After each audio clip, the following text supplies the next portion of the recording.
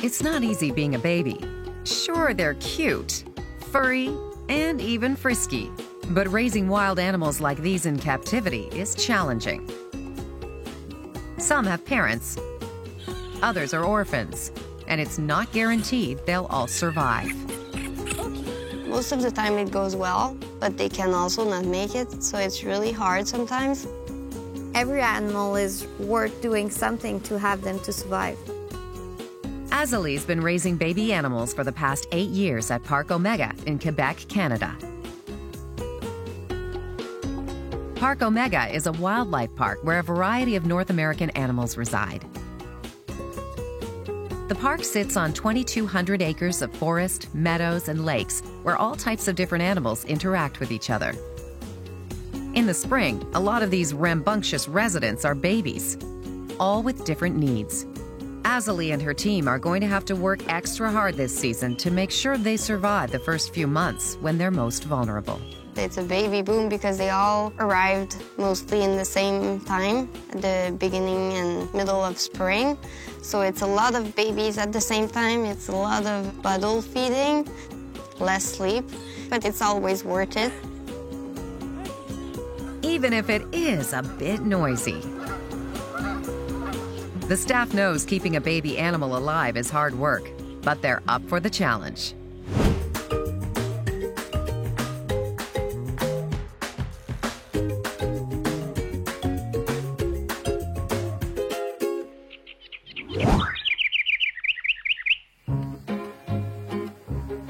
This is the rehabilitation area of Parc Omega, where injured and orphaned baby animals live. We are not always aware that we'll get these animals, so we need to plan where we will put them and what we're gonna do and which kind of milk we need. So it's a lot of preparation, but then we try our best.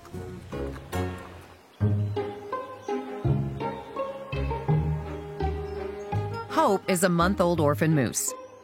She was found alone by the side of the road at just 3 days old and was very fragile. In the wild, moose calves have only a 50% chance of surviving past 6 weeks old, even when they have their mom. So it was a miracle Hope had survived 3 days alone without anyone to protect her. I think everybody who's seen her would say she's just so gorgeous and she's really cute. Baby moose are so dependent, and they see you and they love you. Hope is extremely affectionate, and her keeper, Stephanie, welcomes the attention. I love her so much. Bonding with people is helping Hope get through this difficult time. Licking is Hope's way of showing affection, because that's what her mom would do to her if she were alive. Although Hope loves a good back rub, without her mom by her side, she's having a hard time.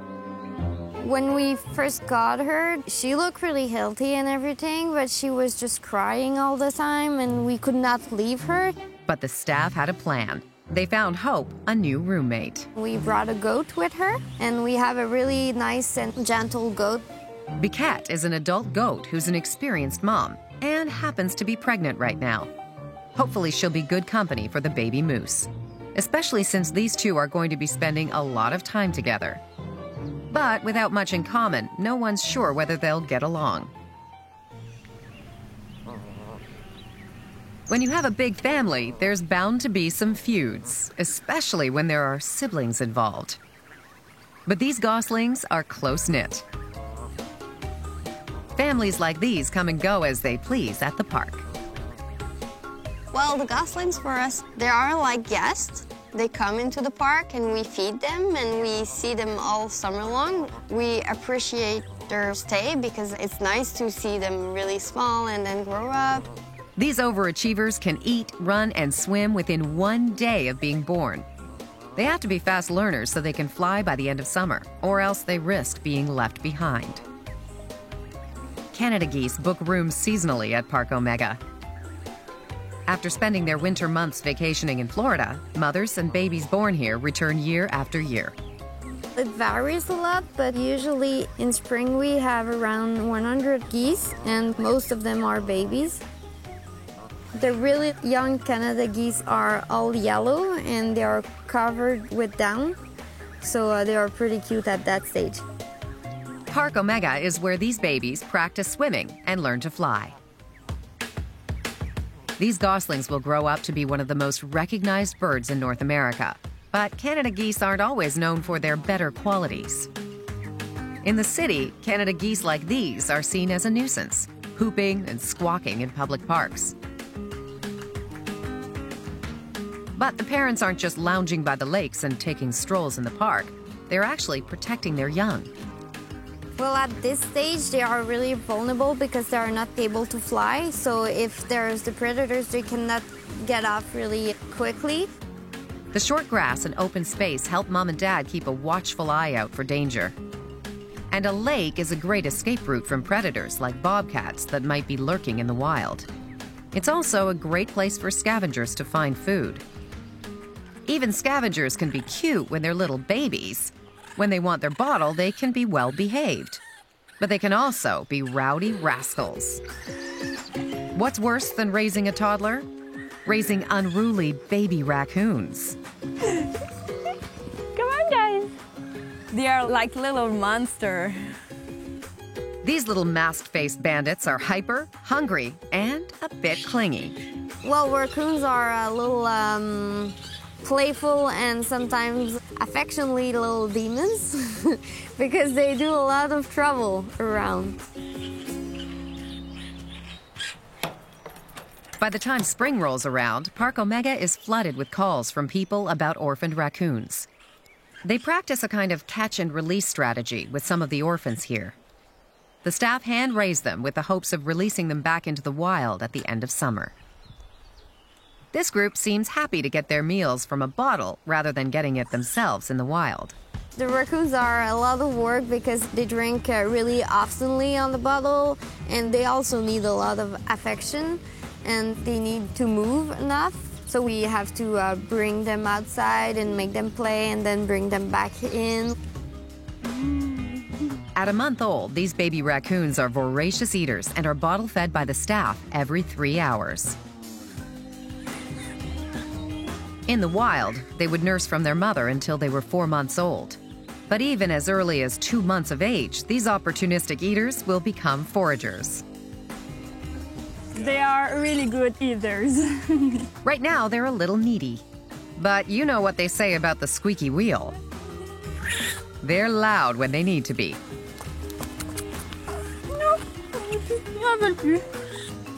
Raccoons have 13 vocalizations. Baby raccoons and their mom exchange 7 of those 13 calls, which tell her they're hungry, cold, or need affection. But they'll grow out of it. They won't be crybabies forever. Oh, they're so nice when they're small. They follow us. They like to be with us. They climb on us. These babies are hanging on tight, but they're going to have to let go.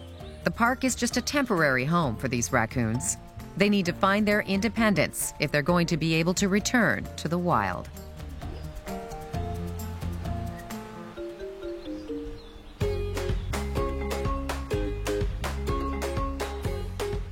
Hope and Biquette are getting along great. Sure, they're a bit of an odd couple, but their friendship seems to work. Biquette has even let white-tailed fawns nurse from her, so she's used to caring for babies that aren't her own. The goat is like a mother for her because she don't like to be alone, so she always stay with her. They like to be together, they sleep together, and they follow always together. Since Biquette is pregnant, they're optimistic she'll do more than just keep Hope company.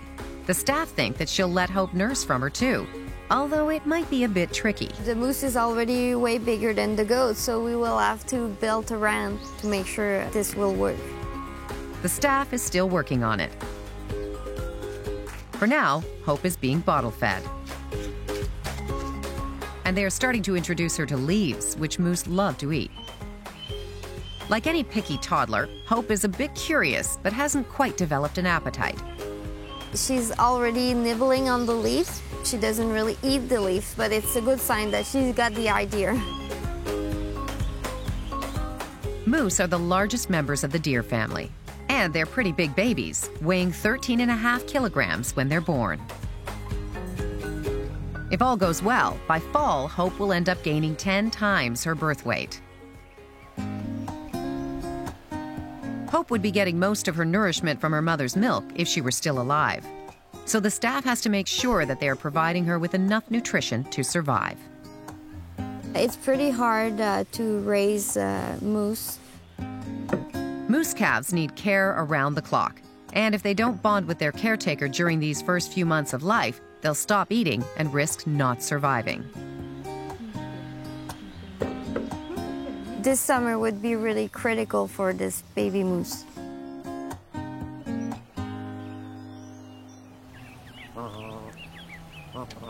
Right now is also a critical time for these goslings. Well, they are pretty self-sufficient, but they won't all survive. So if there are 6 babies, maybe just 4 will survive. Even though these babies can swim on their own and feed themselves, they still need protecting. Lucky for them, their parents are fiercely protective and work as a team to guard their young. If the parents think the babies are in any danger, they will do all they need to do to protect them. So they are really, really brave. This is no wild goose chase. It's a matter of life and death.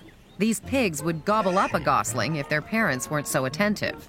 When threatened, adult geese will spread their wings, pump their heads, hiss, and honk to scare away predators. Even though mom and dad can hold their own, they're vulnerable right now too. Shortly after goslings are born, adult geese lose their ability to fly and are grounded. Adults shed their flight feathers, leaving them as flightless as their little babies. Parents will grow their feathers back by the time the babies are ready to fly. But will all the goslings make it to their destination? A big test is when they will have to migrate. Some won't be able to do it the whole way. Learning to fly in such a short time is a huge challenge for these little babies born just a few weeks ago. Will they rise to the occasion?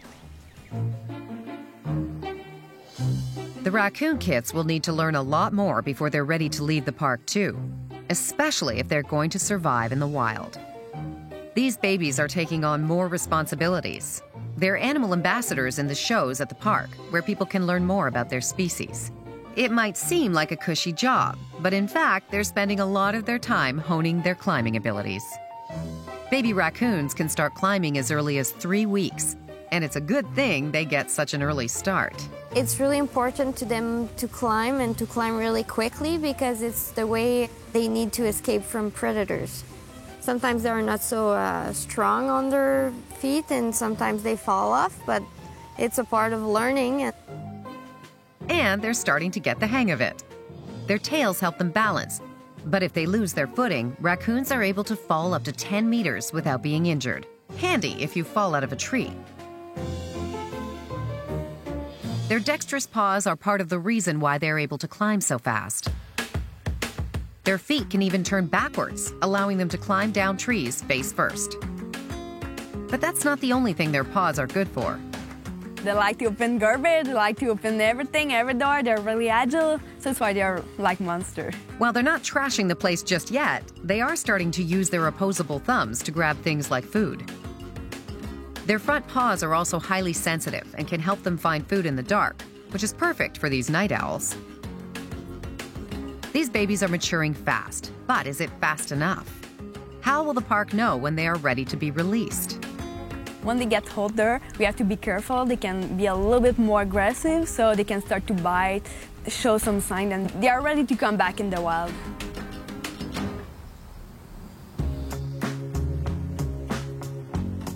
One month later, and the babies have grown up a lot.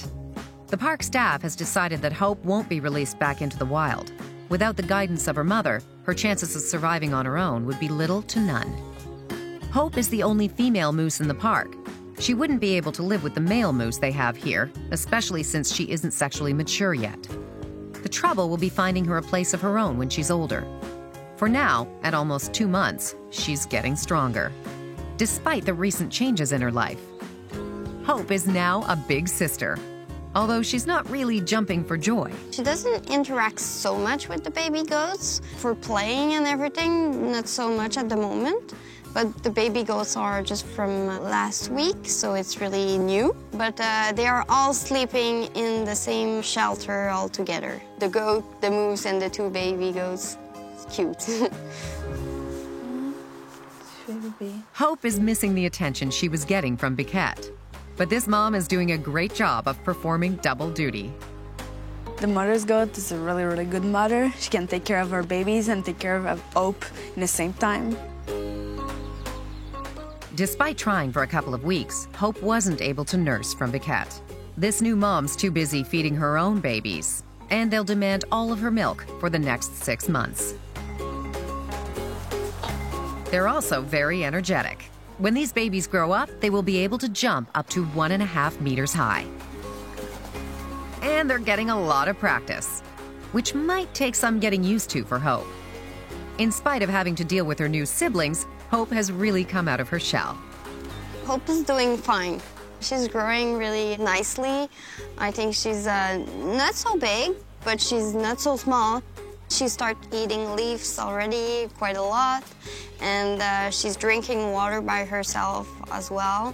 She's playful. Yeah, she's doing really well. These first 2 months for Hope haven't been easy. It's been hard not having her mom around, but at least she's not alone anymore. She has a new family to keep her company. But not as much company as this family. It's a full house. At 6 weeks, these goslings aren't so little anymore. Right now, the goslings are looking kind of funny, I would say. They are not at their best looking because they are kind of getting rid of the small feather that they had when they were young, but they are not having their full-grown feather yet. They're the perfect nuclear family. Low divorce rates, obedient children, and a safe household. And they're a pretty tight-knit group. Families stick together with the babies sandwiched between mom and dad to keep them safe. They'll even join other groups of geese, with adults taking turns babysitting. But these goslings can't be coddled forever. They're going to have to fly the coop sometime. But will they know how? It's natural for them to fly. They are really followers. So if the parents go there, they'll go there. If the parents run there, they'll run there. And if the parents fly there, they'll fly there. If the wind is in their favor, Canada geese can travel as far as 2,400 kilometers in one day. Veterans will take turns leading the flock, while newbies will follow close behind. Before they're ready to fly, they will look exactly like an adult one, except they will make the baby noise like queek queek. And that's so funny because they look really like full grown. And they grow up so fast. Canada geese might not always get a warm welcome, but they're loved here. We really like the gosling here at the park because, well, it's the Canadian geese, so it's really our geese that we need to have, and it's a really pretty bird, actually. I find them really brave and really good to do this big travel, even just in the first year of life. It's always sad when guests leave, especially when you've watched them grow up from a baby to an adult. But they won't be gone for long. By next spring, there'll be another group of gaggles and goslings at the park. Once these three pack their bags, though, they're gone. They are independent. He don't want to stay on us, so it's a sign to release them. It's getting a little crammed for these babies, and they're already starting to show signs that they're ready to leave. Well, usually we know that the raccoons are ready to be released in the wild because they are really quick on the ground. And they have to be. As adults, these baby raccoons will run up to 24 kilometers an hour, which will help them avoid danger in the wild. These raccoon kits will be released close to where they were originally found, outside the park. Park Omega will strategically release them at a time that gives them the best chance at survival. Well, I usually find it better to release them into the wild at the end of July. They still have a long time to get used to live by themselves into the wild before starting thinking of the hibernation, be preparing for that. During the spring and summer, they'll gorge themselves on insects, fruit, and anything they can get their little paws on. They're not calorie counting, they're packing on the pounds. That extra padding will help them get through the colder months, when they have to face winter alone. When we release the raccoons into the wild, it's always like a mix of feeling. In one hand, we are really happy for them to get the life that they should have, to live into the wild and be a raccoon. And in the other hand, we will miss them, and we always hope that everything will do well for them.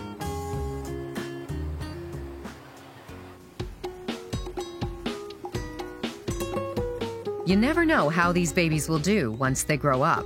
But living at Parc Omega is more than just a roof over their heads.